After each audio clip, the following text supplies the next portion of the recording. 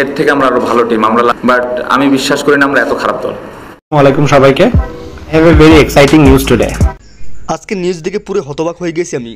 শান্ত বাংলাদেশ টিমকে এরকম অবস্থায় নিয়েছে, বর্তমানে সে বাংলাদেশ টিমকে ভালো বলছে, অতটা খারাপ নয়। অথচ বাংলাদেশ ইন্ডিয়া টি-20 ম্যাচের মধ্যে খুব লজ্জাজনকভাবে বাংলাদেশকে হারিয়েছে, যেখানে শান্তর থেকে হাজার গুণ ভালো খেলেছে বাংলাদেশি বোলাররা। রিশাদ হুসাইন, তাসকিন আহমেদ অসাধারণ ব্যাটিং করেছেন আজকের ম্যাচের মধ্যে, কিন্তু এই বাচ্চা ইন্ডিয়ান ছোট ছোট প্লেয়ারের সামনে টিকতে পারলো না নাজমুল হোসেন শান্ত নিজেই। আর যেখানে নাজমুল হোসেন শান্তর পাশাপাশি এরকম ব্যাটিং করেছে সে যে একবারে বলার মতোই না। পাশাপাশি মাহমুদুল রিয়াদ এবং বাংলাদেশের কোচকে একবার ধুয়ে দিয়েছেন সাকিব আল হাসান নিজেই, যেখানে হাসতে হাসতে জিতে যায় ইন্ডিয়া, যেখানে মাথা পুরোই নত হয়ে যায় তামিম ইকবালের বাংলাদেশের এরকম খেলা থেকে।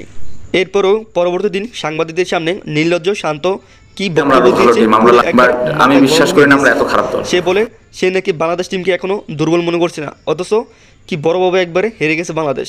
আর তাই তো Bangladesh superstar number 1 Shakib Al Hasan live এসে এর প্রতিবাদ জানায়। তিনি বলেন শান্তকে এই মুহূর্তে বাংলাদেশ ক্রিকেট থেকে বাদ দিতে হবে। তার এরকম পারফরমেন্স এবং ক্যাপ্টেন্সি বাংলাদেশের জনগণ কোনোভাবে মানবে না। সে যত তাড়াতাড়ি বাংলাদেশ থেকে সরে যাবে তত তাড়াতাড়ি বাংলাদেশের মঙ্গল হবে। আশা করি বাংলাদেশ টি-20 ম্যাচ পরবর্তী ম্যাচের মধ্যে খুব ভালো করবে। তো প্রিয় দর্শক, আপনারা যদি এই চ্যানেলটিতে নতুন হয়ে থাকেন প্লিজ এই চ্যানেলটি সাবস্ক্রাইব করে আমার পাশে থাকুন। আমি প্রতিনিয়ত ক্রিকেট খেলার সকল খবর এই চ্যানেলে দিয়ে থাকি। সবাই ভালো থাকবেন, সুস্থ থাকবেন।